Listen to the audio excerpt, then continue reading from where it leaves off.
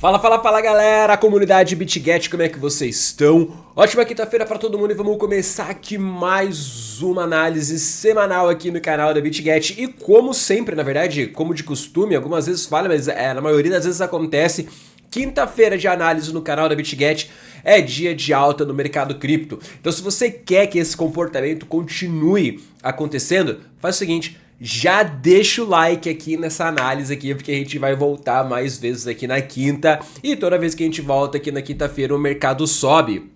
Eu acho que de todas as análises que eu tô fazendo aqui nas quintas-feiras, só uma quinta-feira que a gente não teve um mercado de alta quando nós fizemos aqui. Então hoje aconteceu novamente. Então isso aqui já é um dado estatístico pra gente colocar no nosso sistema de análise. Quinta-feira de análise na BitGet é dia do mercado cripto bombar. E se você não me conhece, eu sou o Thiago, eu sou o Community Manager da BitGet e eu faço aqui as análises aqui pra gente. Eu já quero convidar você para participar de todo o nosso ecossistema, não só aqui no YouTube, mas em todas as nossas redes sociais, porque as nossas análises elas se complementam. Então aqui você vai ter uma atualização daquilo que foi passado na live de terça-feira aqui mesmo no canal do YouTube, daquilo que eu e os ninjas postamos lá no canal do Telegram e assim por diante. Nós temos aqui um ecossistema de análises, tá? Eu também quero convidar você para entrar na nossa comunidade lá no Telegram, tá? Tem um link aqui embaixo. A nossa comunidade ela é bem ampla, bem diversificada, a gente conversa lá muito sobre análise gráfica, sobre movimentos do mercado, nós temos lives lá mesmo, nós temos também campanhas diárias, batalhas de trade. Então se você quer um ambiente dinâmico para se desenvolver como operador do mercado, com toda certeza lá é o ambiente correto para você estar. Então agora vamos para nossa análise e ver o que está acontecendo aqui no mercado cripto. Bom galera, novo topo histórico pro Bitcoin. Alcançamos aqui, né, a máxima de quase 114 mil dólares. Então é motivo para nós como comunidade cripto comemorarmos, porque isso mostra adesão, isso mostra que as pessoas estão cada vez mais aderindo ao nosso mercado. Ele está ficando cada vez mais sólido, cada vez mais maduro, cada vez mais profissional, e isso é muito bom. E eu tô aqui no tempo gráfico de 4 horas do Bitcoin para a gente poder analisar algumas características, tá? Então vamos lá. A gente estava nesse movimento lateralizado aqui, e em uma das análises que eu tinha feito, deixa eu tirar essa marcação daqui. Em uma das análises que eu tinha feito em um outro canal, da BitGet mesmo, né? O próprio canal da BitGet, mas na outra rede social, eu tinha falado sobre a probabilidade grande desse movimento aqui, ó, ser uma reacumulação, tá? Aqui pegando pela ótica do 4 horas, né? Inclusive, o pessoal tava falando que a gente tava numa distribuição, né? Eu recebi a mensagem, não, isso aí é nitidamente uma distribuição. E também concordo, eu não discordo, só que a gente tem que ter um olhar um pouco mais macro quando a gente fala desses movimentos que são muito grandes, né? Igual esse aqui é um movimento de ciclo, um movimento de tempo gráfico mensal, um movimento de tempo gráfico semanal. Então quando você trabalha com as tendências uma dentro da outra, você vê que em um tempo gráfico, em um momento, isso pode ser uma reacumulação. Em um outro tempo gráfico maior, isso pode ser uma distribuição. Então você tem que trazer isso para o momento gráfico que você está atualizando. E aqui no 4 horas, a probabilidade maior era que o movimento fosse uma distribuição, era uma reacumulação. Ele tinha características de reacumulação, né? As quedas desinteressadas, as subidas mais interessadas, né? O preço respeitando movimentos de linha de tendência, o histórico passado dizendo a mesma coisa, né? O preço lateraliza, ele vem para uma captura de liquidez, ele explode, né? Aqui embaixo foi assim, ó. O movimento lateraliza, ele vem para uma captura de liquidez, boom, ele explode. O movimento lateraliza, ele vem para uma captura de liquidez, boom, ele explode. Você pode buscar aqui mais para trás outras situações idênticas, né? Ó, o movimento lateraliza, ele vem para uma captura de liquidez, boom, ele explode. Então, notem que é um padrão que se repete, né? Aqui numa escala menor, a mesma coisa, né? O movimento lateraliza, ó, o movimento lateraliza, cria-se liquidez, vem para captura, explode.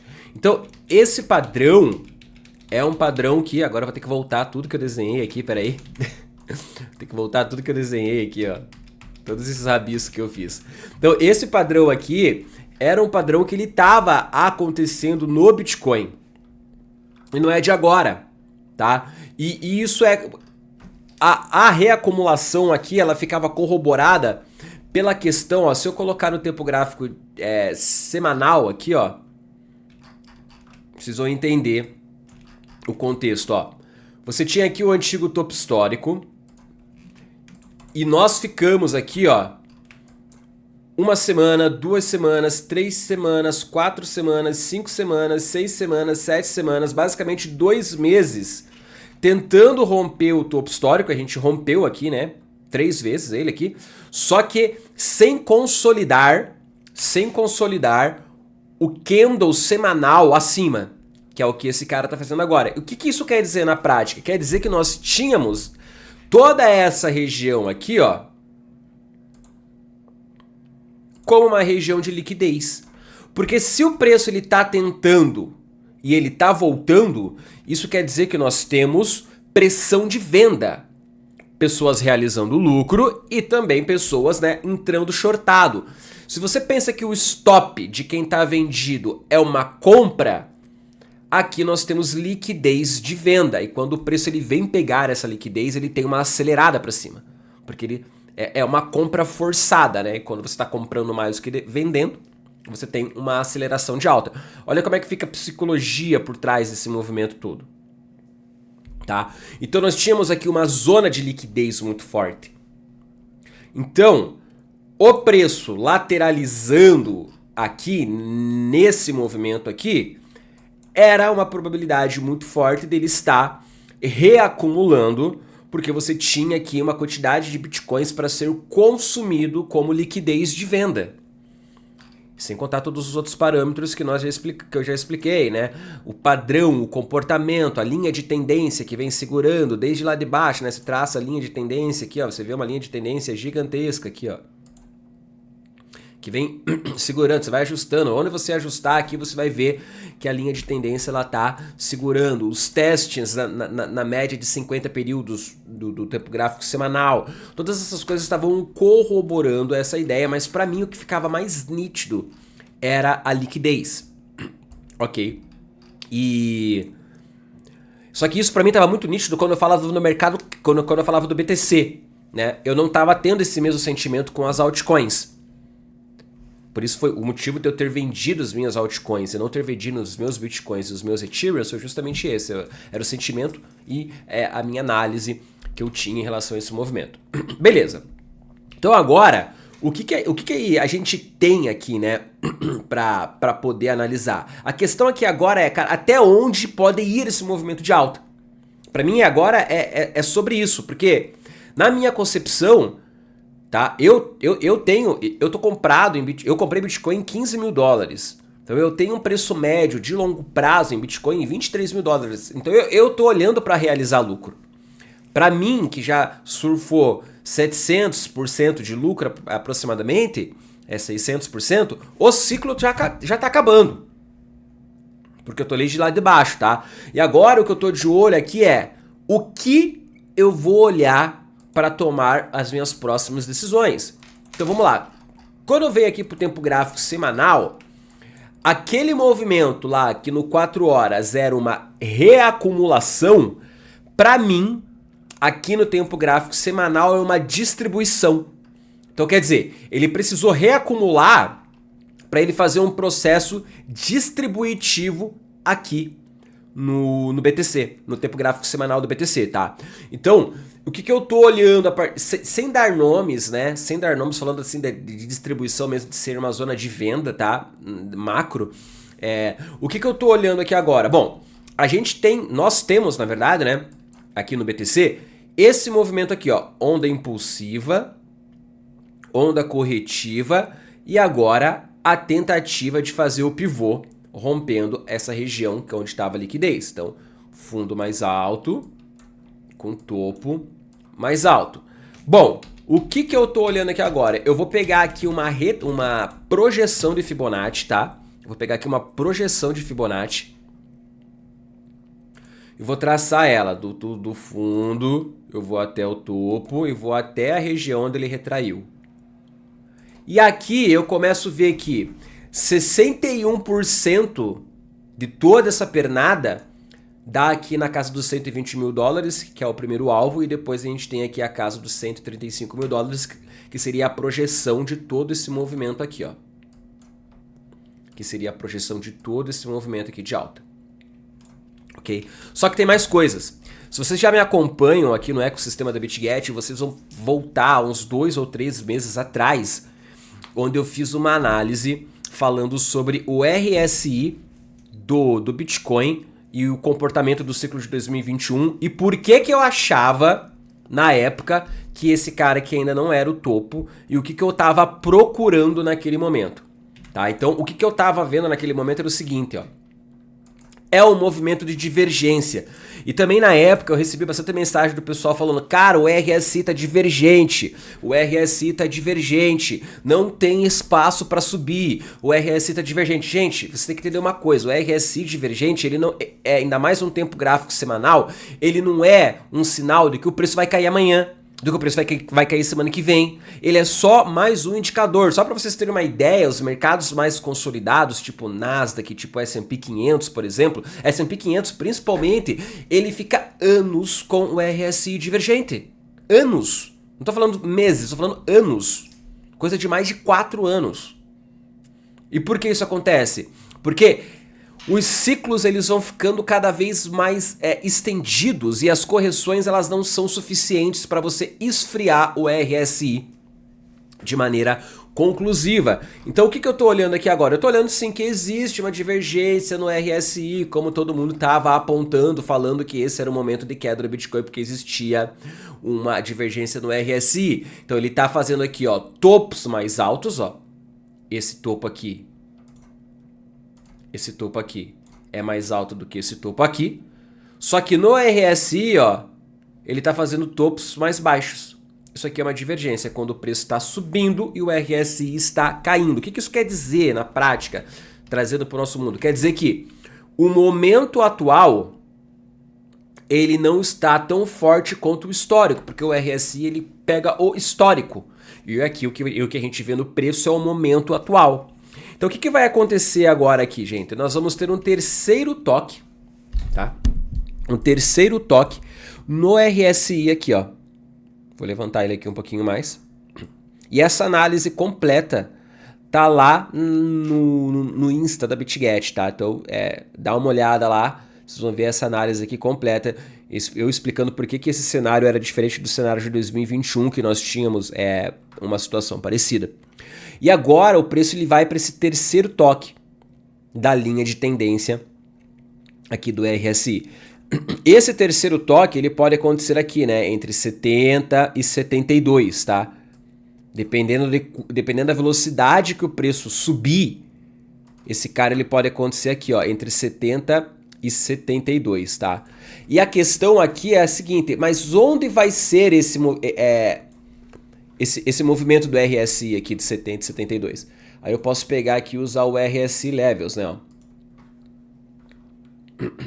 Essa ferramenta que diz aqui pra gente. Então, ó, o nível de 70 hoje, ele tá em 118 mil dólares.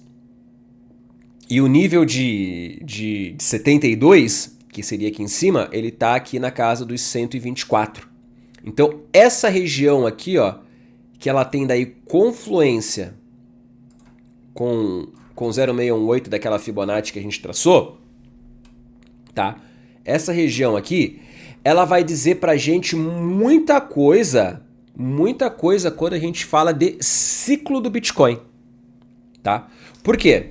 Porque se ele respeitar se ele chegar aqui no 120, né, essa região aqui, entre 118, 117 e 124 mil dólares, ele vai estar tocando a terceira vez essa linha de tendência do RSI, apontando mais uma divergência, né, aqui. E o que vai ditar para mim a continuidade é saber se esse movimento ele vai ser assim, que ele tocando na linha de tendência e ele devolvendo, ou se ele vai romper essa linha de tendência aqui, ó, e ele vai voltar para um teste usando ela como suporte para ele buscar níveis mais altos. Ele poderia vir buscar, por exemplo, o 78. E se ele viesse buscar aqui o 78, que seria o próximo nível de resistência aqui, ó, no RSI, se ele viesse buscar aqui o nível de 78, pelo RSI Levels 70, 72, 74, 78, ó, ele estaria batendo aqui nessa linha de tendência aqui e indo lá para casa dos 135, 140 mil dólares, tá? Então, cara, tá fácil. Agora, tá fácil. O difícil tava aqui. Se você sobreviveu a essa lateralidade aqui, agora tá fácil. Então, eu já sei o que eu vou fazer, né? Em questão de realização, de lucro e tudo mais. E agora a gente vai ficar de olho nesse cenário aqui, né? Porque sempre que você tem uma linha de tendência no RSI, né? Você precisa romper ela, né? Ó, vamos pegar aqui, ó. Quer ver? Lá no ciclo de 2021. Ó, ele tinha aqui a linha de tendência, né? Ele não conseguiu fazer o terceiro toque, que seria aqui, ó. Tá? Esse terceiro toque aqui da linha de tendência é o equivalente a esse terceiro toque. Ah, Thiago, mas ele fez 2 toques aqui, depois ele fez 3. Esse cara aqui não poderia ser esse terceiro aqui? Não, eu explico por que lá no Reels, lá. Eu explico por que não é a mesma coisa, tá? Eu explico exatamente o porquê não é. Então, esse terceiro toque aqui, na verdade, seria o segundo toque estrutural de agora. Então, aqui ele não conseguiu fazer o terceiro toque. Tá? Por isso que a gente entrou no bear market. Foi um cenário diferente. Só que note que depois que ele rompeu a linha de tendência, né? Ó, se eu até colocar aqui um pouco melhor, ó, depois que ele rompeu a linha de tendência do RSI, ó, ele rompeu, o bull market começou. No rompimento da linha de tendência. Então, isso aqui vai dizer muita coisa pra gente. Vai dizer muita coisa mesmo, tá? Então, vamos ficar de olho aqui, tá? Em contrapartida, a gente tem algumas coisas interessantes ainda para estar analisando, né? Que é o quê? Que é Nasdaq em topo histórico também, né? Junto com a S&P 500, né? Eles estão aqui em topo histórico, né? Eles estão aqui em topo histórico. Deixa eu até pegar aquele pelo tempo gráfico diário.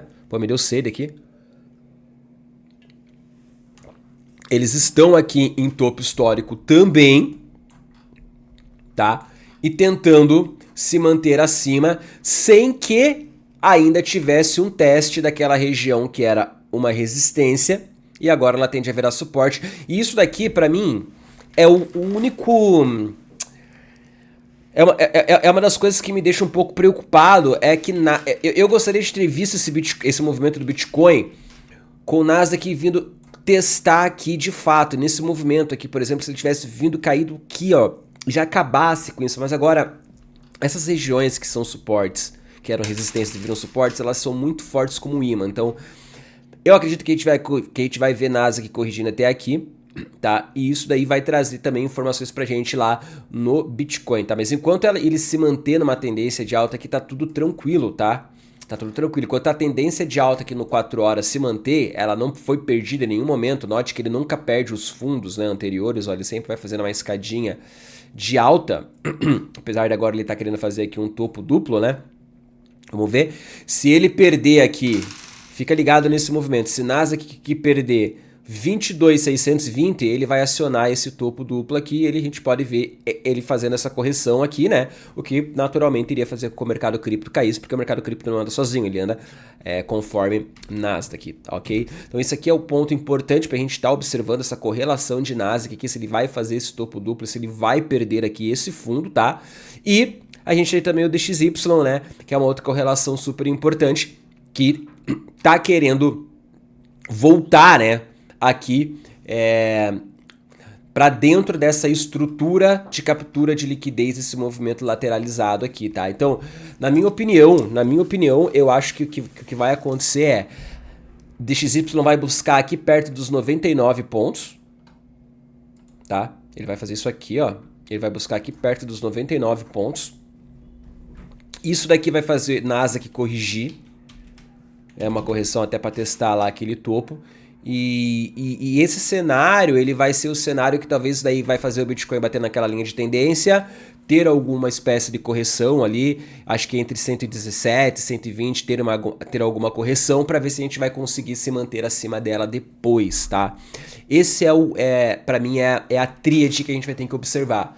Bitcoin, RSI semanal do Bitcoin, junto com DXY nos 99 pontos e Nasdaq perdendo ali o fundo dos 22.600, falando em confluências de ciclo, tá bom?